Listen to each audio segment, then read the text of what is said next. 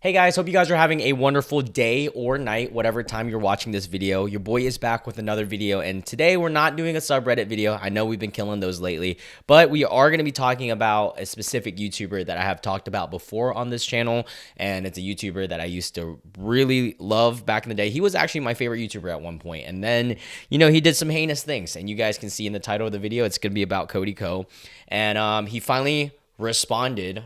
Not really, but we're going to talk about this because not only is it everything and anything buzzing in the world of commentary YouTubers, which I am technically a commentary YouTuber, and I am one who used to really watch Cody Ko. I mean, I had a fucking Cody Ko tattoo. I don't know if you guys ever seen that on the last Cody Ko related controversy video, but yeah, I had this tattoo, and if you know, you know. But anyways, yeah, man, it is so sad to see his career go to shit. I mean, it makes sense. I get why the whole situation. If you didn't know, pretty much this big YouTuber named Cody Ko, who most people who at least watch commentary content will probably know who he is. He did a lot of things like reactionary videos, that's cringe, a lot of things like that. And I was a huge fan of him back in the day.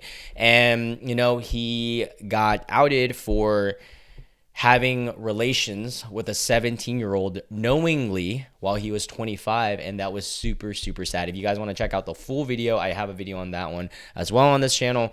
But then even after getting caught in those allegations and things like that, instead of responding like any normal human being should, he continued to DJ at his set that he was hired for in Vegas. And so that was not a good look. And then, he fell off the planet of the earth for like 6 months. He hasn't done any video, any response, any apology. He used to make content very regularly. And I think his strategy was just like, let me just fade away.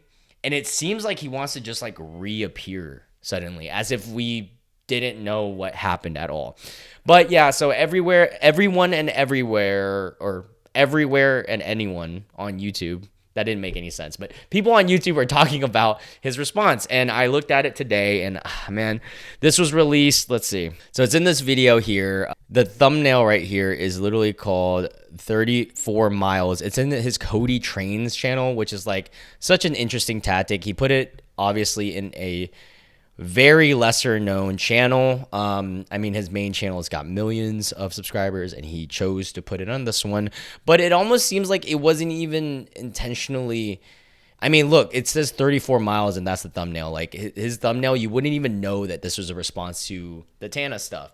And even in the response, he doesn't even address it fully. And we're gonna watch this together, and yeah, and then after we watch it, because it is literally the last minute of his whole video, he put 1 minute to even slightly make a statement and address the situation. He didn't even address the situation. That's what, honestly, that pisses me off so much. Like, dude, you obviously know what scrutiny you've gotten under. Everyone wants to hear from you. This is not the first thing that you want to say when you're back. But yeah, let's watch this first, and then I'll get further into my thoughts on it. Whole thing just scares me, but I want to vlog it. So right here, he's talking about wanting to vlog his new like marathon thing that he's going to be training for, okay? Because he was a big runner and he wasn't making any content. And then his last thing uploaded was this video, which was 3 days ago, and it's 27th on trending, which is nuts. And it's about him wanting to train for this like big marathon, okay? And he wants to vlog it. I want to vlog the whole process, just like I did for Iron Man. Being creative, doing this type of thing, and putting it out there, it's just in my DNA. I need to do it, and so I'm gonna do it. Obviously, I understand I've been offline for months, haven't made videos for, that whole time. And that whole time, it's almost like he's been prepped by PR people to not address something. Like, I give you a great example. I watched this podcast once, and it was Dwayne "The Rock" Johnson on Joe Rogan's podcast. And it was literally the whole time him not trying to get political. And you can see him dancing around. And a lot of people who are celebrities, they do this a lot. They do the bob and weave, They do the tactic where they're not trying to actually address what's happening, but address what's happening, And that's him, literally what he just said. He's like, I haven't been online for, a while, okay. I also understand if your opinion of me has potentially changed over the last few months. Yeah, I wonder why, Cody. Tell me why. the first half of my career criticizing people and judging people online. So, you know, I don't begrudge your judgment of me by any means. So okay, so what he's saying here is he won't be mad at me for being mad at him for having S with a 17-year-old. Okay, all right, good to know, good to know, good to know. I'm glad you aren't. I just think all I can do right now and moving forward is just try to be the best person I can be for myself and for my family, and just try to continue putting the best shit out there that I can. So that's what I'm going to do. And if you stick around to watch it, I very much appreciate it from the bottom of my heart, truly. And so that's the plan. 3:30 marathon in March, hopefully. That was it. That was him. His latest content after being gone for months, after a huge allegation. That was the last thing that he could touch up, or the first thing he could use to touch up on that controversy. That is an insane tactic, my friend. Not my friend, actually, but you get the drift. This might be worse than the Colleen, like, ukulele thing. No, it's not worse than that. That was just fucking god-awfully cringe. But this is gunning for it, for sure. This is definitely runner-up right now for YouTube apologies, because it wasn't even an apology.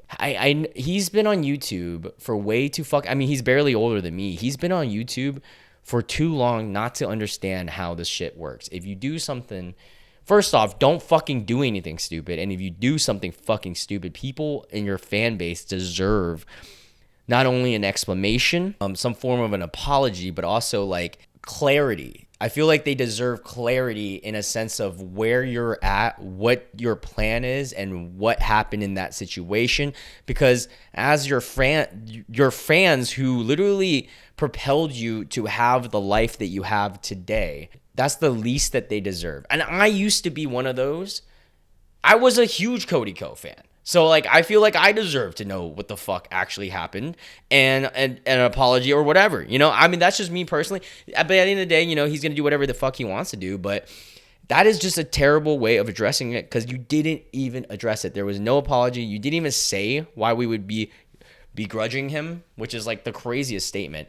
Or not begrudging him, but like changing our opinion on it. No shit, we're gonna change our opinion. You had sex with a 17-year-old, Cody.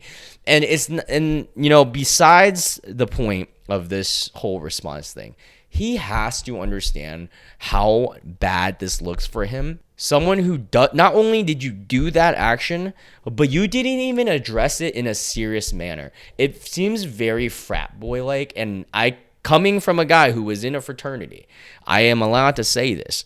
He is an extreme frat boy in the way that he responded to that, because he didn't really respond to it. It was almost like him saying, hey, like, if you're still going to ride with me, I appreciate you, you know, like, I know I've been gone for a little bit. Like, bro, we don't need that shit right now, bro. Like, as your old fans and shit, like, some people are still probably your fans. They need to know what the fuck happened. And your side of the story and an apology, and you didn't even fucking address it. Doesn't fucking look good for you, dude. And I'm really curious to see where his career will go from here, and it's getting sad. I'm obviously going to keep up with this because, you know, he genuinely was one of my favorite YouTubers. And dude, me and my cousin used to watch like all his videos. Like, That's Cringe. I have a fucking literal tattoo of a That's Cringe video. Insane tactic to put it at the end of a 21-minute video and it only be 1 minute long of a statement. Not even, honestly, barely a statement. Just literally saying, hey, I know I've been gone, and I know some of you guys might not like me, but I'm okay with it, and I understand why you wouldn't like me. I don't hate you for it. That's literally all he said. After having S with a 17-year-old Tana Moja. Like, that's insane. Anyways, that's all I wanted to touch on, man. I just wanted to talk to you guys about this because I wanted to know your guys' feedback. I mean, let me know in the comment section down below. If you were a Cody Ko fan, especially, cat. Yeah, just let me know what your guys' thoughts are on this little stupid-ass statement of his. And then, yeah, we'll see where we go from here.